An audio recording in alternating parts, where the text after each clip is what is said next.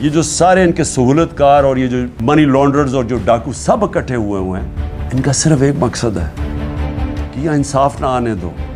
عمران خان کو میری کیا لڑائی ہے ان سے؟ لڑائی یہ ہے کہ یہ وہ چیز کہہ رہا ہے کہ اس ملک میں اگر انصاف آیا تو جو ہم یہاں عیاشیاں کرتے ہیں، پیسہ چوری کر کے باہر، بڑے بڑے گھر، قانون سے ہم اوپر، یہ اس سے ڈرے ہوئے ہیں۔ ہر آدمی جو انصاف سے ڈرتا ہے وہ ہر آدمی اس وقت ایک طرف کھڑا ہو گیا ہے۔ ان کو عمران خان نظر آ رہا ہے کہ کسی طرح اس کو تو فارغ کر۔ ان کا یہ خیال ہے کہ اگر عمران خان کو ہٹا دیا جائے تو نہ یہ کیمپین کر سکے، کچھ کرے گا، تو تحریک انصاف بھی آہستہ آہستہ ختم ہو جائے گی۔